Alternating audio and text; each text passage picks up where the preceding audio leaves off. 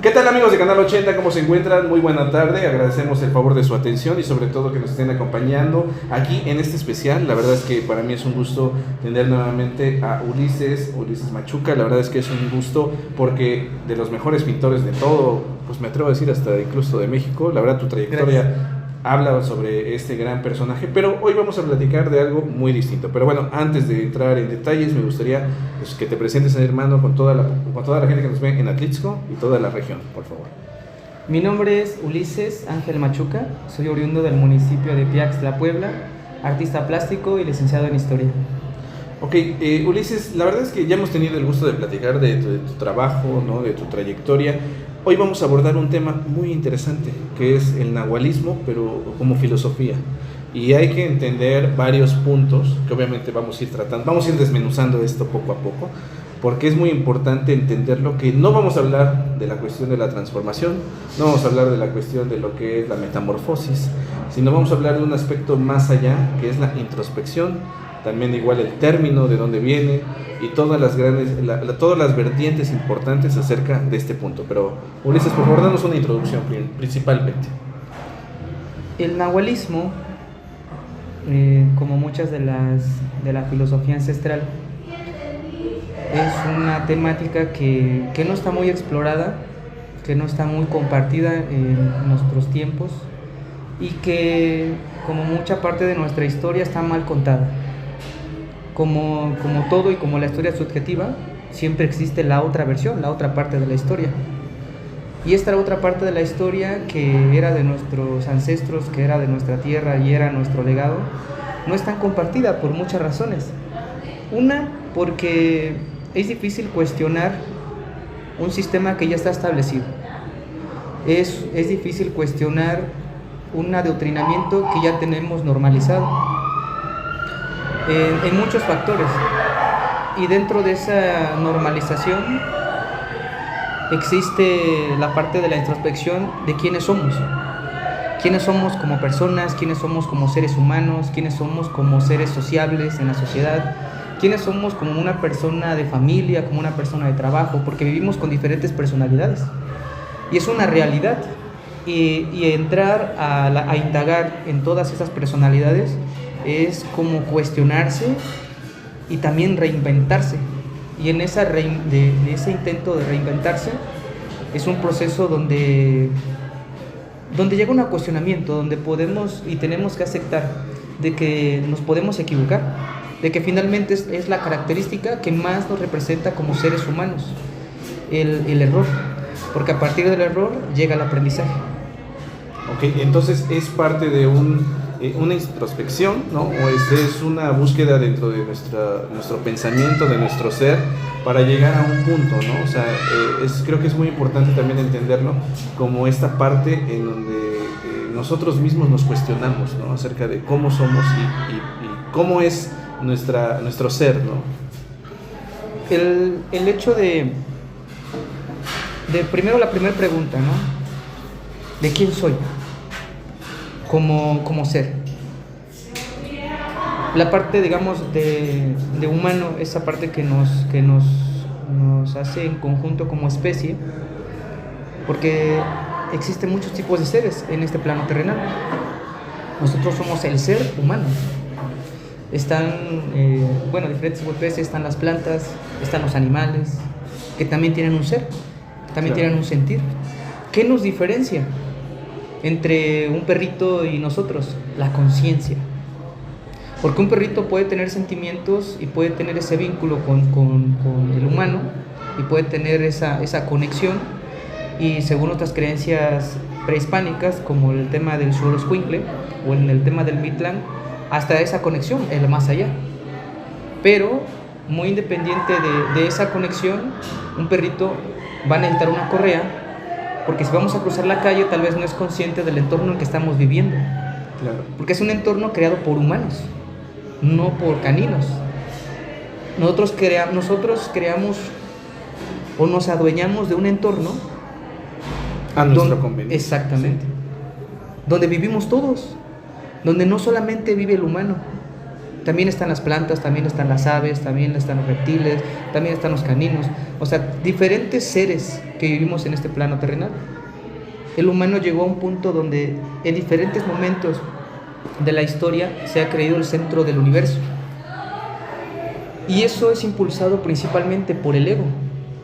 El ego de uno mismo, que todos tenemos ego. Yo tengo ego.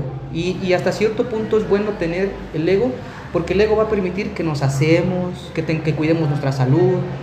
O sea, va a procurar el tener cuidado por el uno mismo. El que tal vez voy manejando y tengo que ir a una cierta velocidad porque si no me voy a accidentar, y eso puede repercutir en otra cosa en mí. Hasta incluso se puede interpretar como amor a uno mismo, ¿no? O sea, el ego puede ser también benéfico, sí, llevándolo de una manera más sana, ¿no? Sí. Porque al final es cuidar de nosotros y el procurarnos, ¿no? Y hasta los semejantes, claro, nuestra familia. Solamente que como todo, en exceso es malo. Claro. Hay que crear un equilibrio con el ego, un equilibrio con la vanidad, que también es importante, un equilibrio con nuestro entorno, porque cuando el ego se adueña y ya opina por nosotros, se vuelve prepotente, ya el ego ya se vuelve arrogante. Llega un punto donde el ego va a decir que lo sabemos todo, y no es cierto. No somos los seres que más nos equivocamos en este plano terrenal. Y el aprendizaje permite llegar, el error permite llegar al aprendizaje, como la duda. Y el dudar, que a veces que no lo sabemos todo, nos va a permitir a indagar más, a investigar más, a encontrar diferentes variantes. Y eso es una prueba real de la historia, porque la historia es subjetiva. En esta misma escena, cada uno de nosotros va a contar una versión, y quien vea este video va a contar su versión. Sí, claro. Entonces hay diferentes versiones de un solo acontecimiento, dependiendo cómo uno lo toma, dependiendo a lo que uno le sirve o no le sirve. Y lo más importante en este plano terrenal creo que es escuchar y tomar lo que nos sirva, en todos lados. No quiere decir que lo que yo diga en este momento o todo lo que yo diga es completamente cierto. ¿Por qué? Porque es un aprendizaje que he ido trabajando y tal vez el día de mañana tengo otro aprendizaje y me permite mejorar el aprendizaje de ahora. Entonces, tener la humildad de decir que no lo sabemos todo, tener la capacidad de decisión de decir, puedo indagar más, puedo explorar más, pero en esa indagación tener la reflexión de qué es bueno para mí, pero que también es bueno para mi entorno. No solamente para mí. Porque si solamente es para mí, es donde gana el ego, es donde gana la arrogancia. Digamos, en el caso de tu casa, en Piaxla, tuve la fortuna de tener una madre que amaba mucho las plantas. Mi madre viajó a las estrellas hace un año, te comentaba hace un momento. Y dentro de que ahora físicamente ella no está conmigo, está más viva su palabra en mi mente. Te voy a compartir algo personal. Cuando ella da el viaje a las estrellas, yo la buscaba tal vez en los retratos, la buscaba en su perfume, la buscaba en ciertos objetos como su rebozo, en cosas como físicas, que también son parte de ella, ¿no? Pero llega un momento donde esa esencia se va a desvanecer, o sea, ese perfume, ese aroma se va a desvanecer, porque somos materia, finalmente. Sí. Pero entonces estaba yo buscando fuera. La empiezo a buscar dentro de mí y es donde la encuentro realmente, porque yo soy hijo de ella, porque soy su sangre, soy sus moléculas, soy sus huesos, soy hijo de ella. Sí. Y ella es hija de esta gran creación que es la tierra. Y somos seres transitorios en este plano terrenal. La muerte es parte de la vida, claro, y la vida es parte de la muerte. Sí, es un ciclo, ¿no? Al final, y todos debemos de completar ese ciclo. Y en este caso, ahorita hablando de esto que estás mencionando, pues estabas buscando fuera, como bien dices, pero en realidad pues tú eres su producto también igual de ella. Entonces tú eres parte de ella y tú, por eso tu madre, como dices, radica mucho en la palabra hoy en día más, porque al no tenerla, pero ella está dentro de ti, siempre va a estar contigo.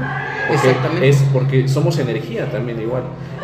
Y a veces, como dices, o sea, somos materia, sí, pero en su mayor parte somos energía y enseñanza y también de legado, ¿no? Al final y al cabo. Entonces yo creo que todo eso también repercute en donde ahorita pues es mucho mayor su presencia, ¿no? porque ya la tienes dentro de ti y eres parte de ella, siempre vas a ser parte de ella, ¿no? Y hay más cosas, en el caso, digamos, de la música que le gustaba. También porque no solo es tristeza, no solo es nostalgia, sino también mi madre era alegría. Eran esas sonrisas que te hacían poderoso, era esa bendición que te hacía poderoso al salir de casa y con esa decisión de se va a hacer esto, lo vamos a lograr y voy a ir, voy a estar con bien a casa. Esa energía que está dentro de nosotros y que la podemos compartir y que la podemos sentir y que no cuesta nada, no tiene un valor económico, sino tiene lo único la convicción de creer. Y ahí vamos con el tema, regresando a lo que platicábamos del nahualismo.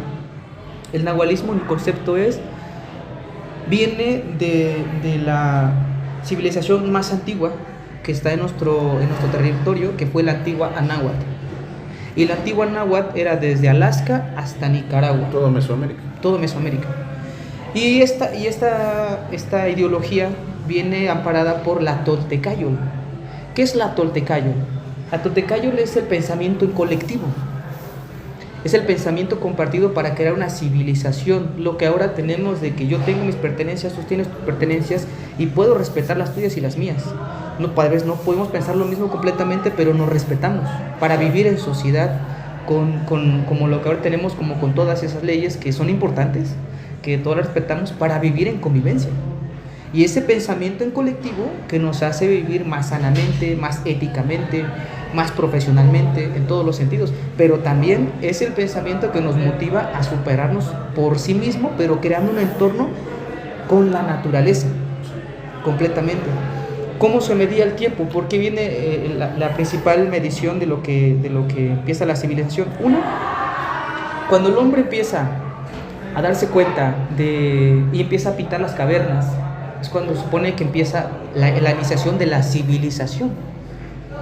Y empieza a interpretar los mamuts, empieza a interpretar los jabalíes, empieza a interpretar lo que caza. Y empieza a sepultar a sus seres queridos.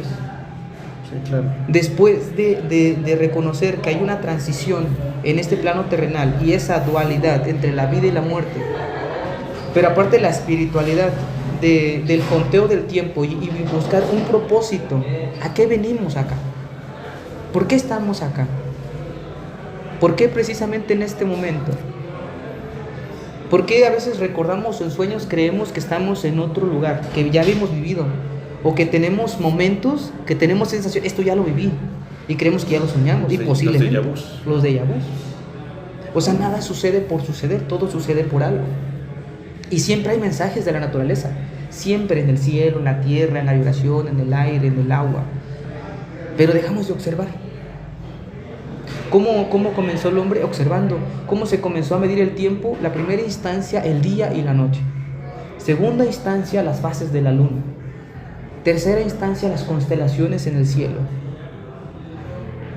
¿Y cómo se empieza a medir el tiempo para saber cuándo es sembrar? Porque es parte primordial, que esa es otra, que empieza la agricultura. Se empiezan a crear observadores. Los observadores eran como piedras de petate con un orificio en el centro, como un molcajete, lo llenaban de agua.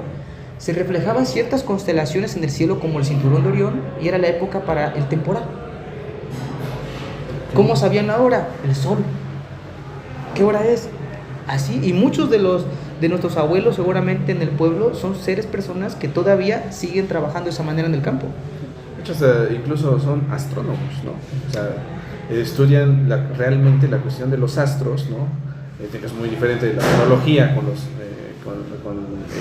el hecho de estar estudiando, de saber interpretar todo el movimiento también igual de las estrellas, y eso es muy interesante, ¿eh? Y como dices, incluso hasta hoy en día todavía la gente se basa por la cuestión climática, por la cuestión de la posición del sol, la cuestión de las estrellas.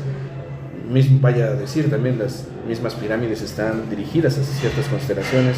Entonces, todo eso también igual influye en lo que es el conocimiento, ¿no? Y justamente de ahí viene la ideología otra vez con el tema de la Toltecayol y el nahualismo, porque se empieza a crear la cosmovisión. Se habla mucho de la cosmovisión de los pueblos indígenas. ¿Por qué principalmente de los pueblos indígenas? Porque es la más ancestral, porque es la más antigua. Y la cosmovisión viene de contar el tiempo a partir del cosmos, la visión del cosmos. Claro. Digamos, nosotros tenemos pues las 4 estaciones del año, ¿no? desde la primavera, el verano, el otoño, el invierno, y vemos cómo las plantas van renovando sus flores. O sea, en este momento, justamente en el otoño, los vientos, empieza a tumbar todo lo seco, las ramas, o sea, y es necesario. Es como dices, es un orden de... Es un ciclo. Es un ciclo, exactamente, y realmente eso nos permite tener estos reacomodos para nuevos comienzos, ¿no? Entonces, creo que eso también, igual digo, es un tema muy profundo, ¿no? O sea, cómo la misma naturaleza va dándote ese ciclo, y también tú lo vives y lo ves, tu entorno cambia totalmente, ¿no? Y justamente, digamos, la obra que tenemos atrás habla mucho de eso. Digamos, las Oriolas habla de los ciclos, de lo que estamos platicando ahorita. Y la otra, el tema de la Toltecayo junto con el nahualismo, es la introspección hacia uno mismo. Decíamos hace un momento, el acto que hace que el hombre empiece a tomar conciencia es: ¿quién soy? ¿A qué vine? ¿Qué propósito tengo acá? Y de ahí viene a trabajarse también mucho el tema del legado. El apellido, eso es una muestra de ello. ¿Por qué? Porque llevamos una continuidad, llevamos un conteo, pero difícilmente tenemos la conciencia de ese conteo que llevamos. ¿Por qué? Porque en mi caso, yo no sé cómo se llamó mi tatarabuelo, y de ahí hacia atrás, de los dos, de mi padre. Pero y mi todo madre. tiene un origen, o sea, de algún lado, aunque no sepamos, tenemos un origen, ¿no? Sí, me refiero a un registro. Un registro. Ah, ya, ok. Ajá, a un registro de eso. Digamos, vivimos en una sociedad donde está, como decía en un principio, basada en sistemas. El sistema educativo, el sistema de salud, el sistema político, de todos los sistemas. Y esos son los sistemas que nos hacen el poder, gracias, el poder vivir como sociedad, como ahora, porque nos lleva a necesidades que tenemos ahora. No podemos vivir con un sistema que vivía tal vez en la Revolución Mexicana hace 100 años, porque ha cambiado nuestro entorno. Claro. O sea, el sistema va tomando ciertas actualizaciones conforme vamos creando ciertas formas de vivir más en comodidad. Y está bien, no está mal.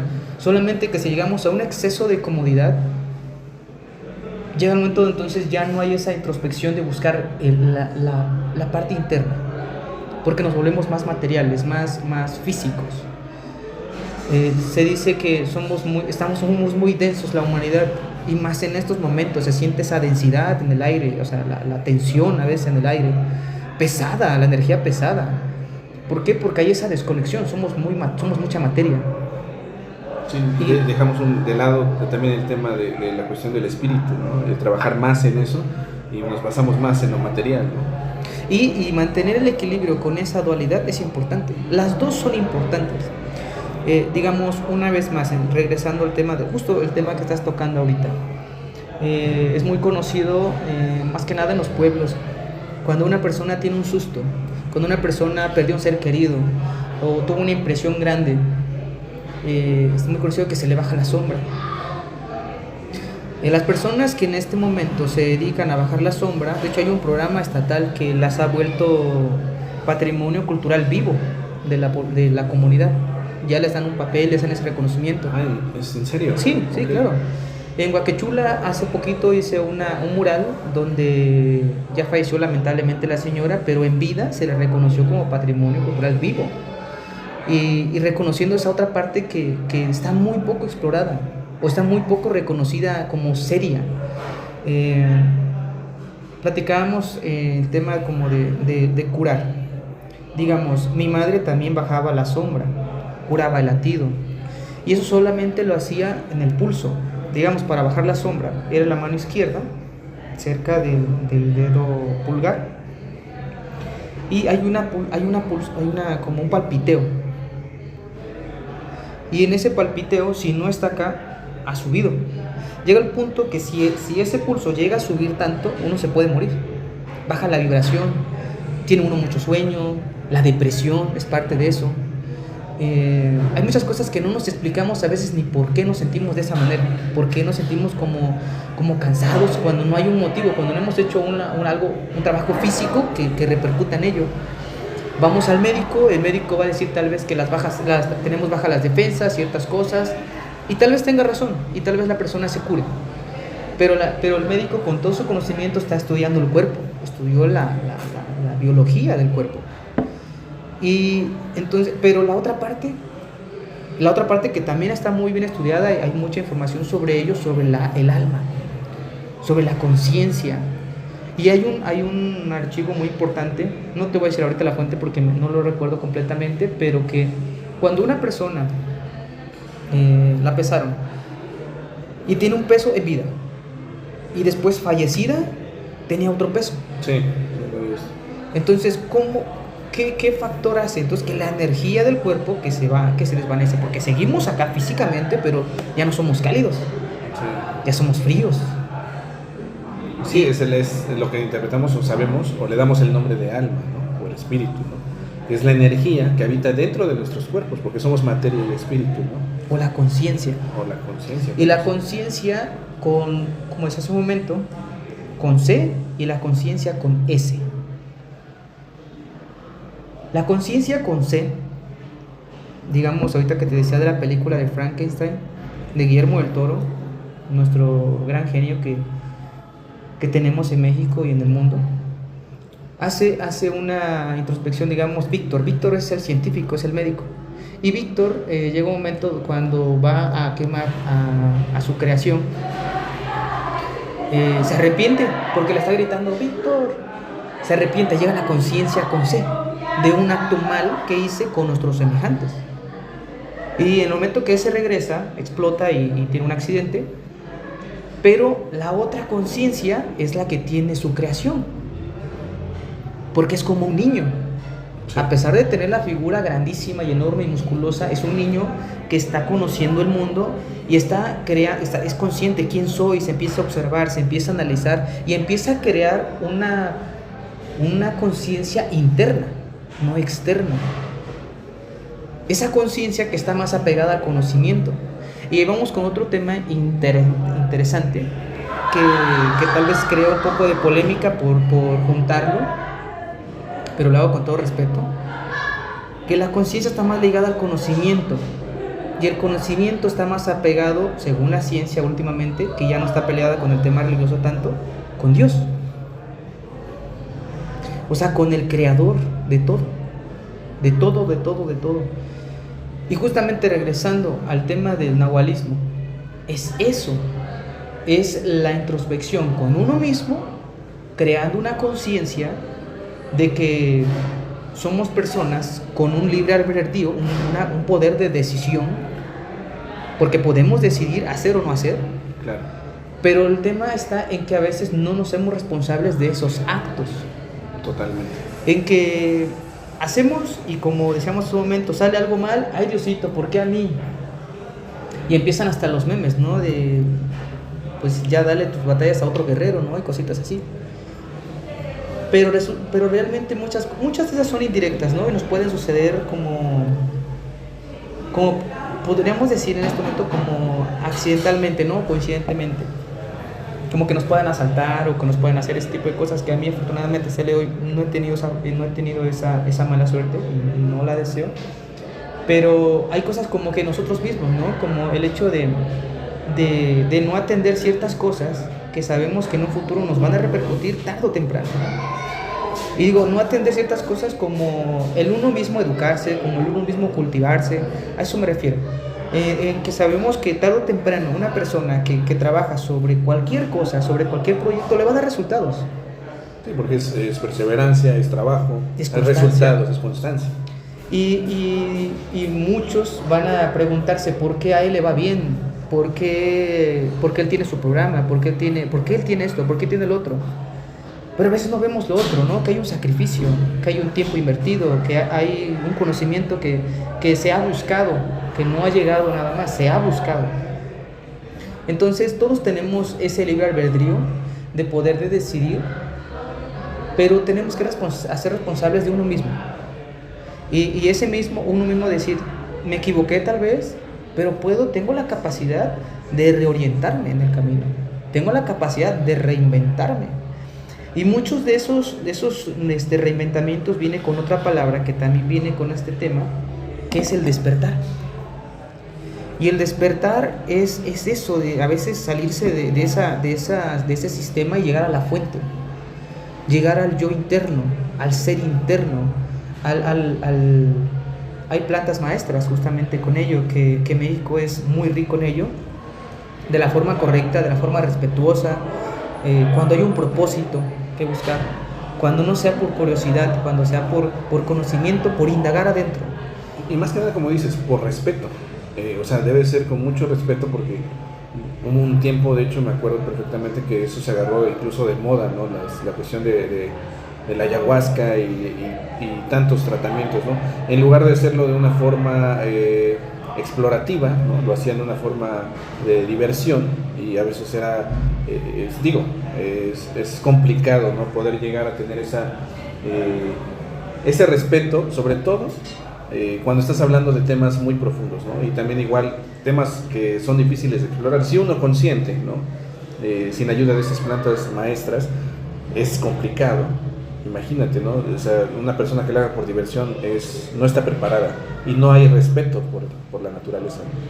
Y ese respeto es fundamental para todo. Digamos, cuando tuvo mayor auge este tema de las plantas maestras, se dio en los 60s, 70s.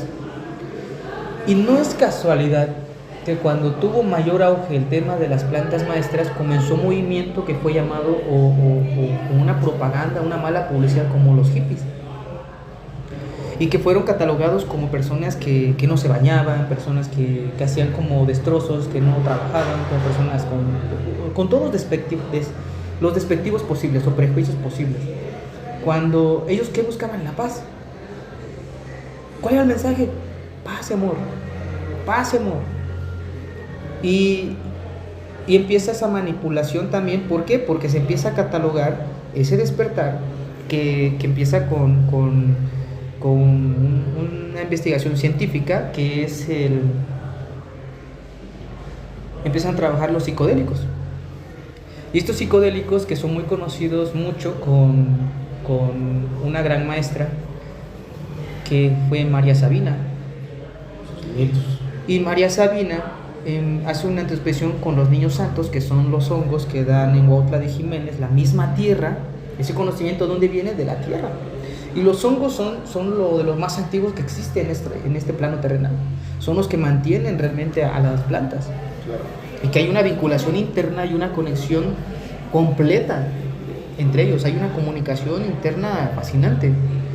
¿Cómo es posible que esa planta llega al autocuestionamiento, pero también llega a ser medicina?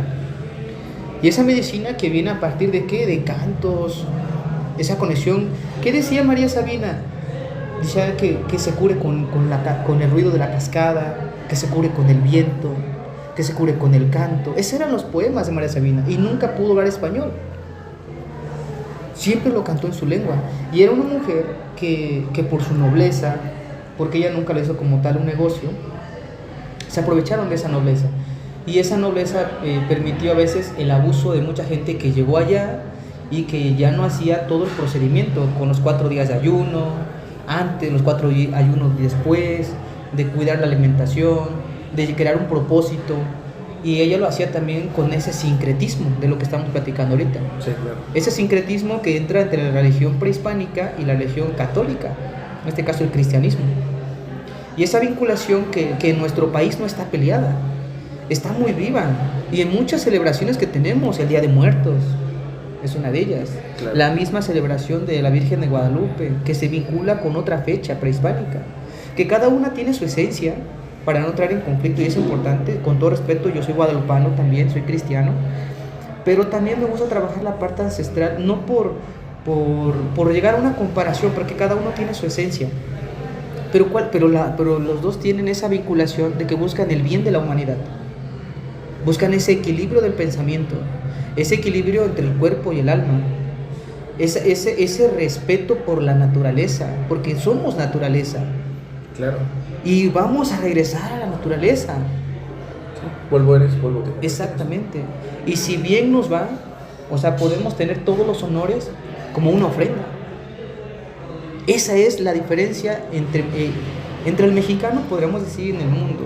Porque no solo México celebra la fecha del 1 de noviembre. Tuve la oportunidad de estar en Huelva, Italia, hace un año, y celebran el Día de las Ánimas. Y el 1 de noviembre. Así se llama, el Día de las Ánimas. Solamente van al panteón y hacen un recordatorio, le llevan flores a su difunto, no hacen todo lo que nosotros hacemos. Pero aún así se le está dando valor, Claro. ¿no? O sea, Y la India también lo hacen. sí, de hecho incluso la cuestión de las cenizas, ¿no? O sea, allá, digo, es muy diferente también la creencia, por ejemplo, en lugar de enterrar a los familiares fallecidos, ¿no? Los creman y las cenizas incluso ellos mismos se la colocan en su cuerpo porque quieren que se quede su esencia y parte del ser, ¿no? Todavía con ellos, ¿no? No sé desconozco un poco el tema, pero están conviviendo con las cenizas durante no sé qué cuántos días y están pues colocándosela en el cuerpo, ¿no? O sea, se hacen baños de ceniza, ¿no? Y la otra, también tienen otro respeto a la vaca. Ahora, los hongos de María Sabina, normalmente, que crecen en el campo, son abonados por el estiércol de la vaca. Esa temperatura, que es correcta para crear la apertura del hongo, pues es primordial. Todos estamos por algo, todos tenemos una conexión en este plano terrenal, nada está desconectado. No somos seres individuales, somos seres colectivos. Y cuando caemos en esa individualidad, es cuando uno se puede perder. ¿Por qué? Porque entonces ya empieza la confusión con el uno mismo, con el ego. Sí. Y el ego nos pierde. O sea, llega un punto donde necesitamos convivir, necesitamos dialogar, necesitamos compartir. Yo aprendo de ti, tal vez tú aprendas de mí, y viceversa, aprendemos de todos. Y eso nos ayuda a que podamos ir evolucionando el pensamiento, pero con la mente abierta. Regresando al tema de lo que estábamos hablando con el tema del nahualismo, hablabas de hace un momento sobre el tema de la metamorfosis, que es otra faceta. Ahora, el tema del nahualismo, que es un pensamiento colectivo, que es un pensamiento que viene a partir de la Toltecayo, y que es el vivir en sociedad y en un equilibrio. Cuando llega la conquista en 1521, también traen ellos su religión, es el cristianismo, y lo vivimos y somos cristianos. Pero antes de que ellos vinieran había conocimiento ancestral, porque teníamos pirámides, porque teníamos una escritura, porque teníamos una forma de vivir, había agricultura, había artesanías con una majestuosidad. La Mixteca eran los más grandes alfareros que tenía la gran Tenochtitlan. Tan así que el escudo mixteco, que es muy conocido así, que fue encontrado en Monte Albán, era el que utilizaba Moctezuma Xocoyotzin. El oro, todo eso, lo trabajaban los mixtecos, toda esta zona. Toda esta zona. También rendían tributo con la sal. Piaxtla cuenta con unas salinas, que hay un registro como tal, que en el Museo Nacional de Antropología e Historia, no solo lo digo yo, de que tenía ruinas. Hay unas ruinas abandonadas en Huehuepiaxtla, que es el origen de ahí. No hay un porqué, como Teotihuacán. Teotihuacán es una ciudad abandonada donde no se sabe ni el nombre, ni quién vivió, ni por qué, ni nada. El nombre que tiene Teotihuacán se lo dan los mexicas y la interpretan como la ciudad de los dioses, ¿no? Que es Teotihuacán, y está venerada por Quetzalcóatl, que ahí viene otra filosofía de la Toltecayo. Quetzalcóatl es la metáfora de la unión entre, otra vez, el cosmos, la energía y la materia. Y la tierra. Quetzal, la pluma hermosa, el cosmos, la Vía Láctea, esa es la pluma hermosa. Coal, la serpiente, las montañas, los cerros, las raíces, las venas, las tripas, el cerebro, cómo es arriba, es abajo. La materia. La materia. Y esa vinculación es lo que crea lo que nosotros somos, ¿no? Energía andante.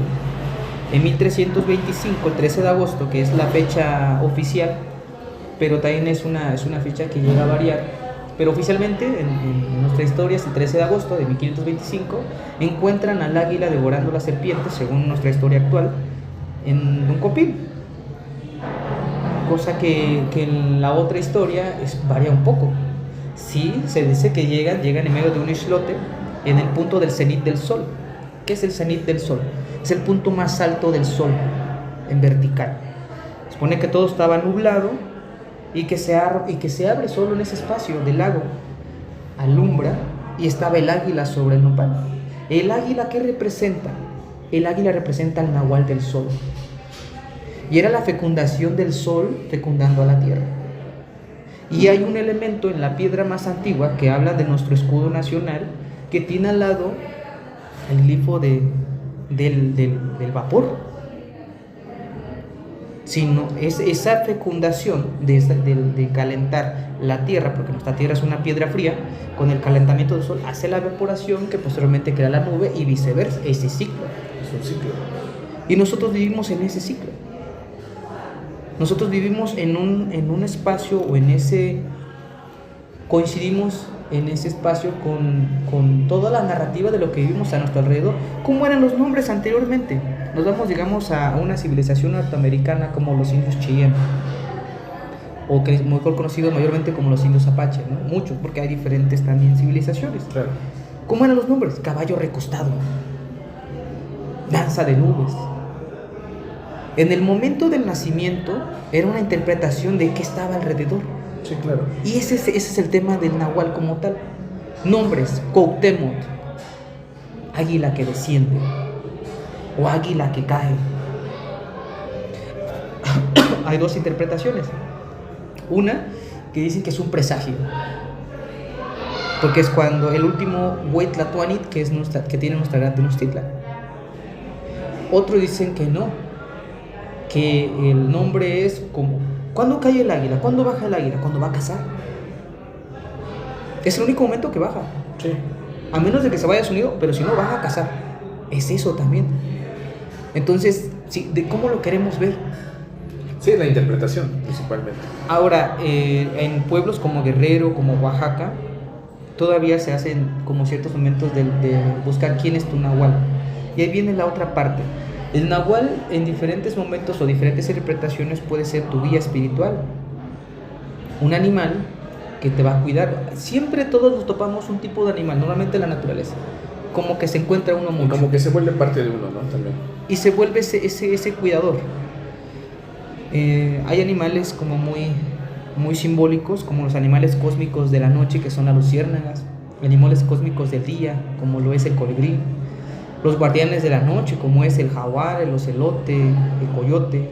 Los animales del día, como es el venado.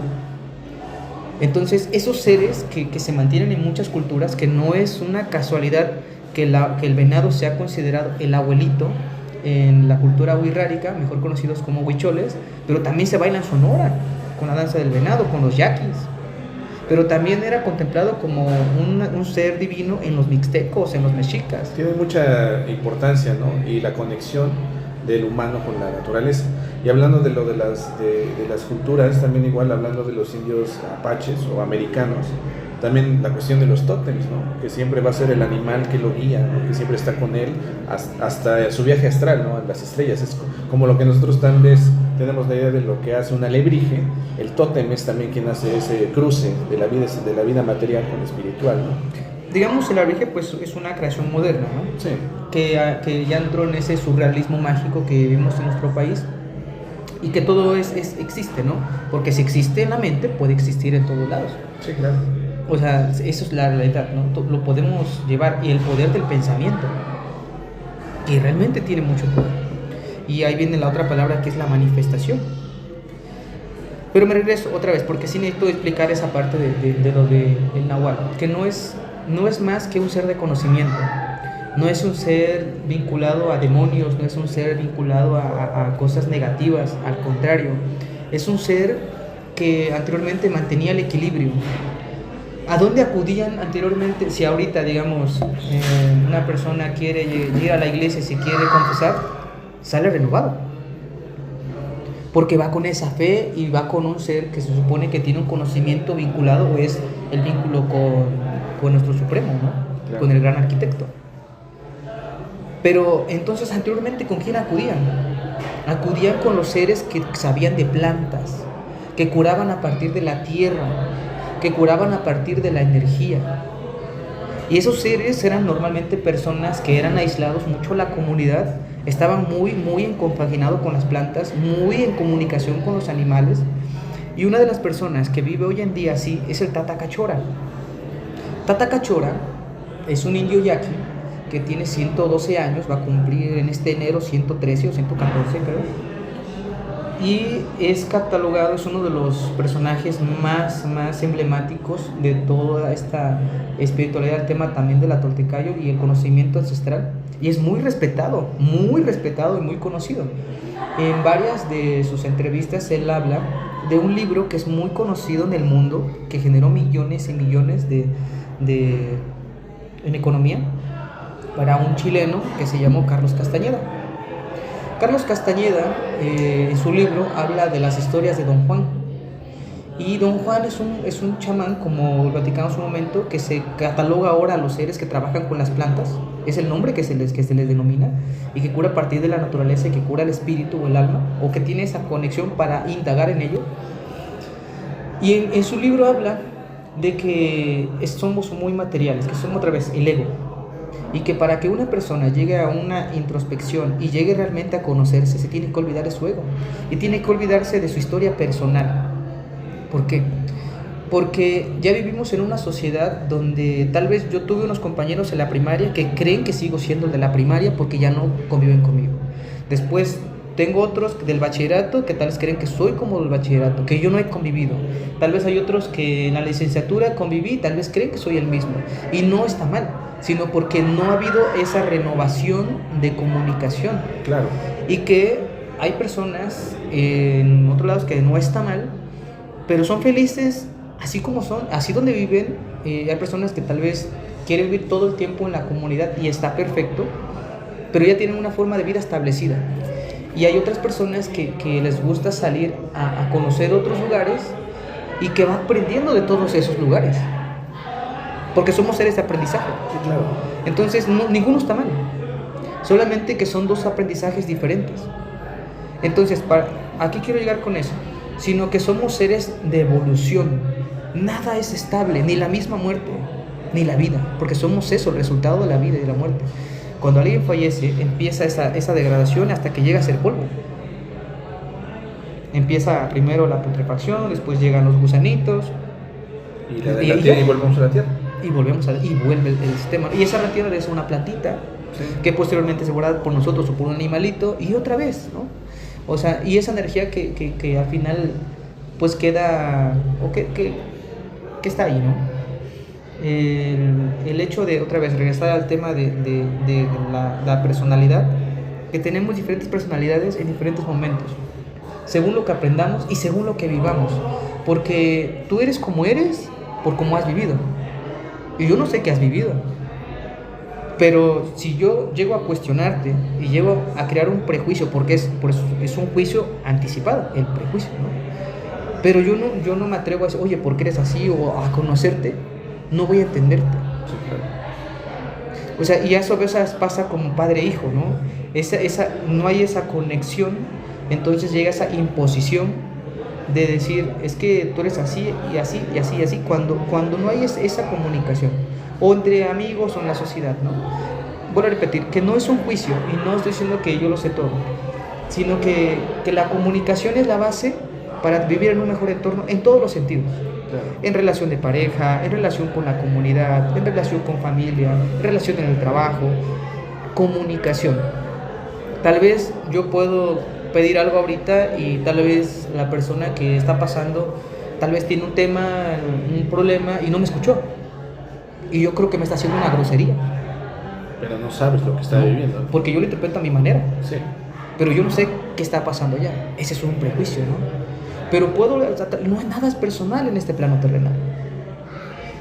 Nosotros somos seres transitorios y vivimos tan poquito en este plano terrenal y acumulamos tanto que creemos que vamos a vivir para toda la vida. Acumulamos. Y uno yo creo, de los retos más grandes como seres humanos es ser fiel a uno mismo. Hoy puedo pensar esto, Y mañana tal vez mi pensamiento puede variar. Y no significa que sea hipócrita, sino que soy real conmigo. Y en ese real de ser conmigo mismo, ser sincero, ser real para los demás, porque se siente. Sí. O sea, podremos tratar de encajar en un cierto lugar, pero al poco tiempo uno se va a dar cuenta que la persona o es así, o solo es o tratar de encajar, ¿verdad? Se descubre uno mismo. Uno mismo se pone las trabas a sí mismo, o uno mismo se abre las puertas a uno mismo. Mi mamá manejaba un dicho que decía: mijito, tu talento te va a abrir las puertas, porque tienes talento, pero solo la gratitud te las va a mantener abiertas. Hay que ser agradecido. Y agradecido me hablo desde el despertar y gracias a Dios. Sí, agradecidos con la vida, con las circunstancias, agradecidos con el entorno, agradecidos con el trabajo mismo, ¿no? O sea, yo creo que eso también igual es muy importante. Y hay mucha gente que no sabe agradecer, o sea, se va por la vida y piensa que todo esto es lo que decíamos, ¿no? Parte de lo que también tratamos, del ego, ¿no? De yo logré esto, yo hice esto, cuando en realidad te das cuenta que sí es gracias a ti, sí también es una constante, pero también igual el hecho de ser agradecido te va a permitir tener más de eso, ¿no? Si tú no sabes y no tienes esa conexión para poder dar gracias de todo el entorno, de todo lo que te rodea, pues difícilmente va a perdurar, ¿no? Y hay una frase ahí muy, muy bonita, me gusta mucho, que dice: el olvidado asombro de estar vivos. Esa frase es muy profunda, ¿no? Porque aparentemente creemos que es normal despertar. Creemos que es normal ahorita tener este espacio y estar conviviendo, y no es cierto. Hay tanta gente que no despierta, hay tanta gente que no tiene esta oportunidad de convivir. Y hay tanta gente que quisiera, ¿no? O sea, hacer más cosas. Somos tan privilegiados en tener salud, en tener vida, en tener un entorno, en tener con quién compartir una palabra, en tener con quién expresarlo. Somos tan afortunados. Y muchas de las cosas que realmente nos integran ni siquiera cuestan. O sea, ¿cuánto cuesta darle un abrazo a papá y a mamá? Y el calor que se siente, ¿no? Y hay veces que nos tomamos toda una vida y al final de la vida lo abrazamos y ya no lo queremos dejar, ¿no? A eso voy, de una introspección consigo mismo. O sea, no es un juicio ante nadie. Sí, es con uno mismo. Es con uno mismo. Y siempre tiene que ser así. La realidad es pues empezar a vernos por nosotros, ¿no? Y siempre estamos viendo hacia afuera, siempre estamos viendo el de al lado, ¿no? El qué está haciendo y por qué él tiene más y yo no, y por qué le va bien a él y a mí no. Entonces son cosas tan banales, ¿no? Y no nos fijamos que pues debemos empezar por uno mismo. Y la felicidad, digo, y hablando también de la cuestión del amor, de la cuestión de otros temas, ¿no? También empieza desde uno mismo. No podemos dar amor si no nos amamos a nosotros mismos, ¿no? Sí. No podemos estar bien con nadie más si no estamos bien con nosotros mismos. Entonces también es parte de eso, ¿no? La introspección, ¿no? Y el amor vendrá cuando nos aceptamos. Claro. Cuando entendemos que nuestros defectos, para muchos, son nuestras mayores virtudes. ¿Por qué? Porque eso, digamos, si hablamos físicamente, ¿no? Porque a veces los defectos muchos los basamos en el físico, ni siquiera en el pensamiento. Yo soy una persona bajita y nunca me he sentido como con ese problema, ¿no? Aunque algunos pueden decir, ese puede ser tal vez un defecto, ¿no? Soy una persona tal vez que tengo algunas cicatrices, porque soy una persona de pueblo y a veces pues he ido apoyado a mi familia, pues cortaron esto, un arbolito, el otro, y uno pues va tomando sus cosas, ¿no? O el fútbol, cositas, ¿no? Pero esta cicatriz me hace a mí, este lunarcito me hace a mí. Digamos, en la pintura hay personas que me dicen, hazme más delgado, quítame esta arruga, hazme más desatez, o sea, cámbiame ciertas cosas, ¿no? Y sí les anticipo, porque yo lo puedo hacer, porque lo puedo hacer. Pero cuando lo veas, va a dejar de ser. y ya no te vas a reconocer. Vas a decir, no soy yo. Claro, porque esa arruguita, porque ese lunarcito, porque esa cicatriz, es tu historia. Eres tú. O sea, yo te puedo poner ahí, pero ya no vas a ser tú. Sí. Entonces, esa es la otra, ¿no? Creo que tenemos la capacidad, el ser humano, de darle la vuelta a la tortilla, si queremos, Claro. porque todo es voluntad. Y ahí está el libre albedrío, otra vez, ¿no? El tema del gran arquitecto, refiriéndome al Supremo, y que nosotros lo denominamos que el nombre de Dios, que de hecho te dice que el verdadero nombre de Dios no se puede ni pronunciar, que para poderlo pronunciar es... Y ese sonido es el nombre de Dios. Lleva su firma. Todo lo que tiene vida lleva la firma del gran arquitecto. La vida, en resumidas cuentas. Y la vida es Dios. Y somos esa... No sé qué podremos ser, ¿no? No me voy a atrever a decir palabras. No puedo decir que somos un experimento. Pero Somos el resultado. Pero si hablamos de la religión cristiana, creo que no es el hecho nada más de que Jesucristo, el único hombre en la historia que decía, afirmaba y hay más pruebas de que sí existió a que no existió. Se ha cuestionado más el que no haya existido, ¿no? Si digamos los escritos de Buda, los escritos de Alá, los escritos de Alejandro Magno, de Platón, de Aristóteles, nunca fueron escritos en su momento, muchos de ellos no. Muchos de ellos, digamos, de Alejandro Magno se perdieron en las bibliotecas, los quemaron. Pero muchos de esos escritos fueron escritos muchos años después de que ellos murieron. Muchos años después. Sí, fue una narrativa, ¿no? Y ellos no son cuestionados. O sea, hablamos de Platón y Aristóteles, que son los grandes eruditos, y muchas veces, pues sí, y aunque ellos lo dijeron y se haya compartido la palabra, porque es la mejor herencia que podemos hacer, compartir el conocimiento. Cuando un conocimiento no se comparte es como el agua. El agua estancada se echa a perder. El agua es como los ríos, tiene que fluir para que siga fluyendo, siga siendo sano. Y nosotros tenemos que fluir, tenemos que compartir. Y creo que es una de las grandes virtudes que como seres humanos tenemos. Regresando al tema de Jesucristo, no es, digamos, el único hombre que fue, él mismo decía que era el Hijo de Dios y que tenía semejanza, y que somos hechos a creación, imagen y semejanza de Dios. ¿Por qué? Yo creo que era la única manera que Dios nos pudiera decir, o que nosotros pudiéramos entenderlo. Porque Dios está en todos lados. Claro. Y tanto, digamos, la resumen en lo que te comentaba hace un momento, en Jerusalén, en el Muro de los Lamentos, en resumen era que Dios es amor. Dios es amor, nada más. Entonces, donde hay amor hacia el hermano, hacia el papá, hacia la pareja, hacia los hijos, ahí está Dios, a resumidas cuentas. Ahí está Dios. ¿Y qué nos cuesta?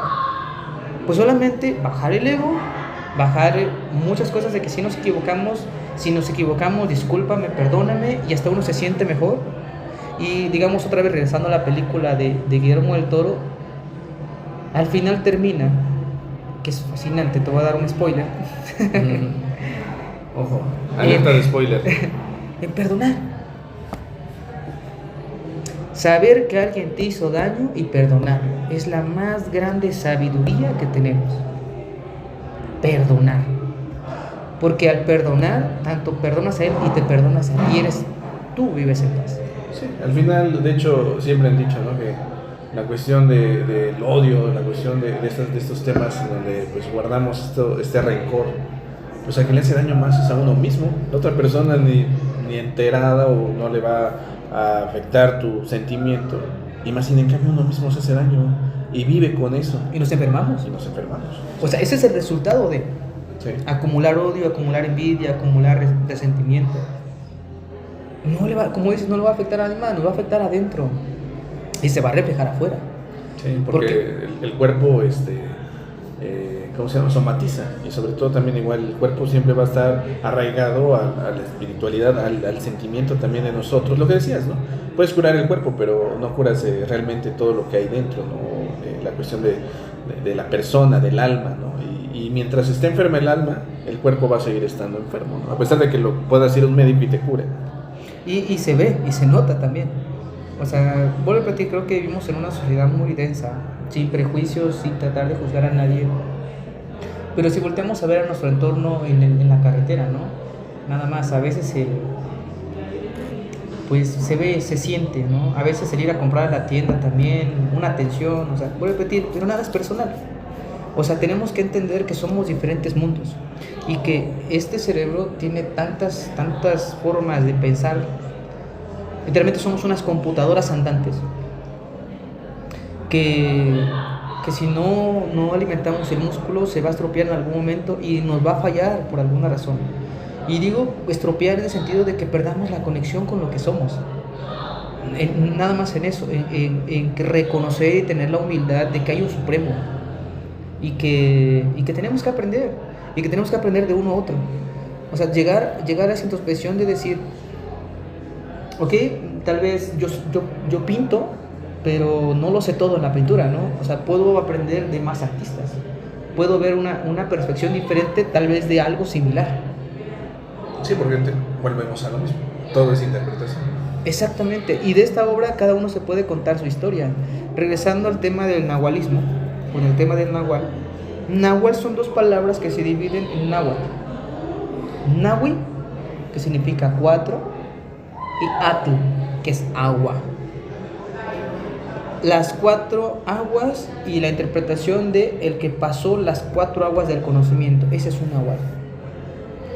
Y el nahual, en la época prehispánica, y que en la mayoría de los pueblos y en diferentes estados que he tenido la oportunidad de conocer, he escuchado mucho este tema, es un secreto a voces, ¿no? De decir, es que yo conozco que en tal pueblo había un nahual, es que tal viejito era un nahual, y siempre son personas como que viven muy aparentemente solitarias, ¿no? Pero son personas que tienen una conexión muy grande con la naturaleza, con su entorno, su casa, las plantas, los animales, y tal vez no tanto con la gente. Sí. Y no porque no quiera convivir con la gente, sino que otra vez regresamos a lo mismo. Tener la mente abierta de decir, puedo aprender. Y que hay personas que pueden decir, yo lo sé todo y él está loco. Porque finalmente se puede interpretar como eso. Y no porque lo esté, sino porque está haciendo algo diferente. Algo fuera de lo común y más en nuestros días. Una persona que en nuestros días tal vez se interese mucho por las plantas o por los animales, o el resguardo de ellos, son muy pocos, ¿no? Y es difícil entenderlos, y lamentablemente en nuestro país a veces es hasta castigado. Es difícil, es duro. Otra vez regresando a la película de Frankenstein, porque me dejó muy marcado. Sí, es muy fuerte, es una obra de arte, y es mexicano, afortunadamente, Guillermo del Toro. La verdad lo admiro mucho, un día ojalá tenga la oportunidad de conocerlo. Pero habla mucho, hay una escena donde dice, los lobos no odian a las ovejas no odian a los lobos, pero la violencia parecía como normal, algo así dice. Parece que el mundo así es. Te van a matar solo por quien eres, ¿no? O sea, no se busca ni el por qué. Digamos, él fue creado por un humano y que jugó a ser Dios, que fue el médico Víctor, y que lo logra. Pero al momento de su creación no lo entiende. Y no lo entiende porque quiere que piense como él. O sea, es algo complejo. Pero un ser que es creado y que actúa como un niño, porque en este plano terrenal, quien está más cerca de Dios o quien está más cerca de la divinidad son los niños. Los niños nacen en un mundo donde ellos se crean su universo, ellos conectan fácilmente con los animales, ¿no? con las plantas, con todo alrededor. Lo metes a una bañera y se vuelve loco con el agua. Es como lo más grande que puede, esa emoción, esa inocencia que se nota en la mirada, y que a partir de conforme vamos creciendo, pues vamos adoctrinando ciertas cosas, ¿no? Y muchas cosas, y se va perdiendo como la esencia personal, porque ya no es como buscar el uno mismo, sino indagar, sino aceptar que hay en nuestro entorno, que las leyes son necesarias para vivir en comunidad, claro, fundamentalmente, pero el buscar el uno mismo como propósito personal, ¿a qué venimos? Digamos, en este mundo tal vez el propósito que yo he encontrado es que hasta este momento, una es pintar, porque no me siento tan yo o tan conexión conmigo mismo que pintando. Para muchos la pintura puede ser solitaria, para mí es personal. En el momento que yo estoy pintando, mi mente sigue trabajando ciertas cosas y sigue creándose historias. Y la obra va a tomar, esta en especial, me la tardé un año para poder hacerla, que siento que todavía hay elementos que por ahí que faltarán. Pero fue tomando vida, fue tomando ella misma, fue creando ciertos elementos, ¿no? Y la ventaja, como lo platicamos, es que cada uno puede contarse una historia de ello. Lo que intento es que mi obra no sea un método de decoración. O sea, no quiero que sea para que se vea bonito, sino quiero que lo haga pensar. No es que quiero que le guste a la gente. Puede llegar acá y sabes, o sea, que le meta, que lo haga pensar, nada más. Solo eso, que lo haga pensar. Y lo que volvemos también igual, otra vez, en esta cuestión de la obra, ¿no? Hablando de esto en específico, es la interpretación, ¿no? Es lo que tú ves, lo que para ti significa, porque no es lo mismo lo que decimos, el arte es eso, ¿no? El arte es la forma en cual tú le das significado a las cosas. El artista plasma, pero tú le das el valor o la interpretación que tú buscas, ¿no? Tu misma mente, ¿no? Bueno, la gente que no busca una pintura en la cuestión decorativa, ¿no? La gente que va más allá, ¿no? ¿Por qué lo hizo? ¿Ese ojo que tiene que ver? ¿No? La nave, el ovni, ¿qué significa? Entonces ya empiezas tú, sin necesidad de entender que hay un contexto de por qué lo hiciste como artista. La gente misma, como dices, hace pensar y le da un valor a cada elemento, ¿no? Entonces, eso es padre, ¿no? Y eso es lo importante. Digamos, es que si no somos seres pensantes, ¿qué somos? Esa es pues la gran pregunta, ¿no? Y no es como que toda la vida me lo pregunté, sino que ahorita con el viaje a la estrella de mi madre empecé a cuestionarme muchas cosas. O sea, hay momentos que... ¿Para qué nos sirven las cosas fuertes que nos pasan en la vida? Yo me preguntaba eso, ¿no? Y en su momento, vuelvo a repetir, buscaba yo a mi madre tal vez fuera. Y tuve una buena comunicación con ella y todo bien. Pero ¿cuándo es suficiente cuando quieres a alguien, cuando amas a alguien? ¿Cuándo es suficiente? Eso es una gran incógnita que me hice y que me hacía constantemente. ¿Cuándo es suficiente? Eso por un lado. Por el otro,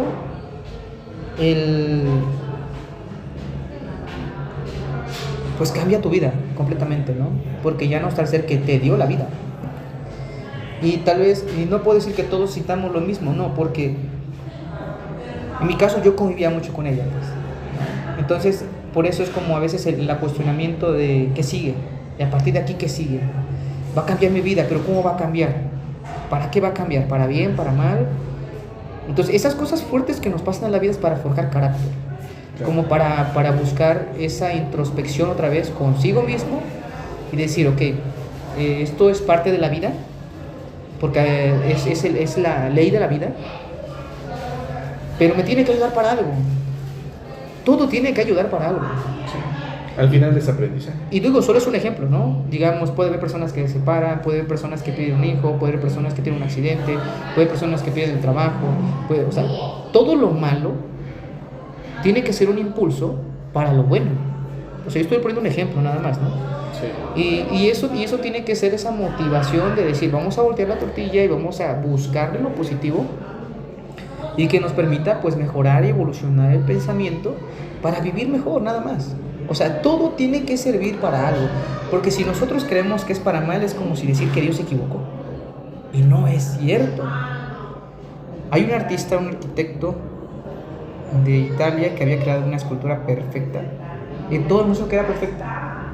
Llegó, pum, pum, pum, martillazo. No puede ser perfecta, lo único perfecto es Dios.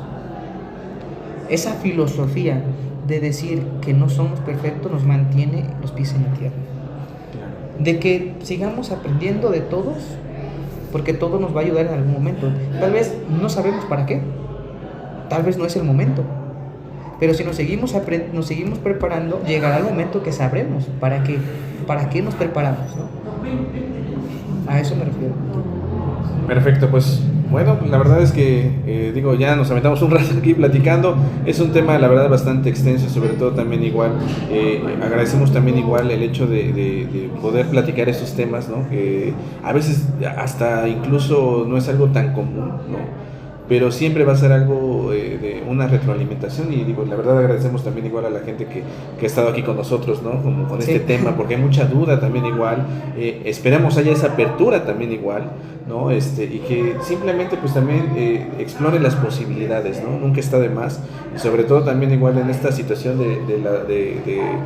del nahualismo, ¿no? Como la filosofía, y cuando empiezas a anclar, ¿no? Todas estas partes o vas metiendo todas las piezas, creo que se vuelve algo, la verdad, bastante nutrido, e incluso una forma de ver la vida de una forma muy diferente, ¿no? Y llevarla a cabo y implementarla, ¿no? En nuestra vida cotidiana.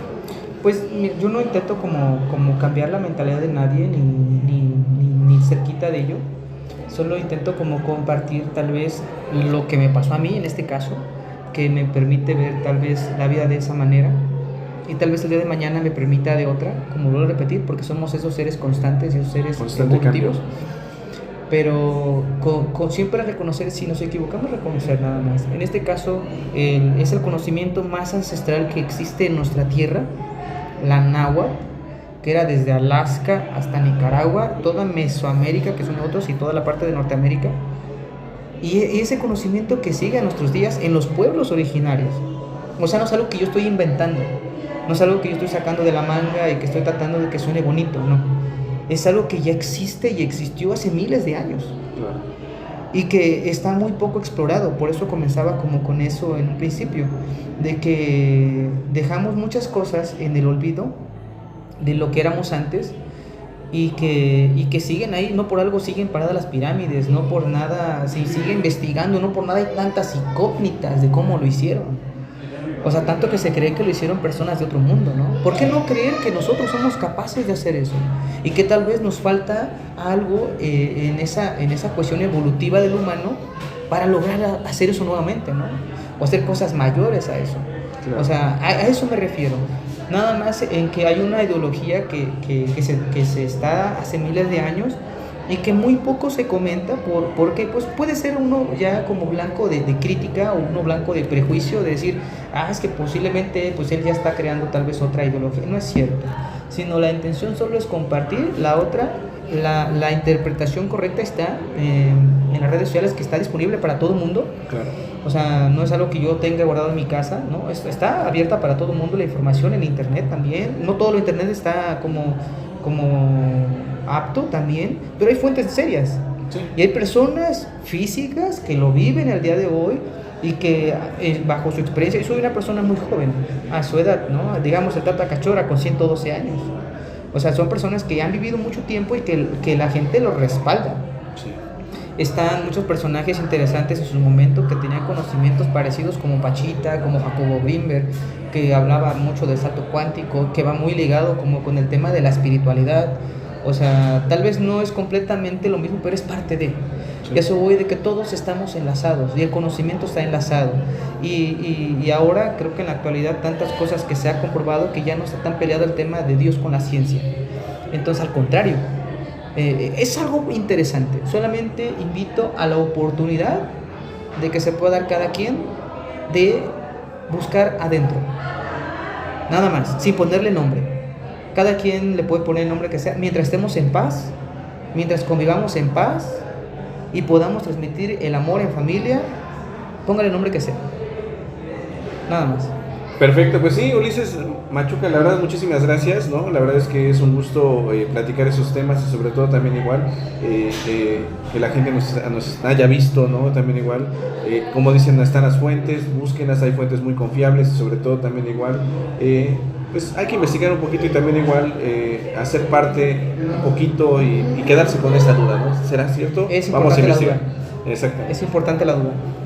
Perfecto, pues bueno, agradecemos mucho. Estuvimos aquí en el Caracol, la verdad es que está ubicado aquí en lo que es la 11 Sur y 3 Poniente, está ubicado aquí el Caracol. La verdad es que pues, es un lugar muy emblemático, fíjate, te voy a platicar un poquito de la historia. La verdad es que es un lugar ya de bastante tradición, si no me equivoco, ahora vamos a ver, estamos aquí en lo que es el segundo piso del Caracol y sobre todo también igual pues cuenta con toda esta onda de lo que es pues un lugar muy emblemático. De hecho, fíjate, esta es única, es un salta para atrás. Ahorita te vamos a dar uno para que lo pruebes. Está hecho con chapulines. Ok. Sí, y la verdad es que es una vida muy rica. Agradecemos mucho también igual pues el que nos hayan permitido estar aquí.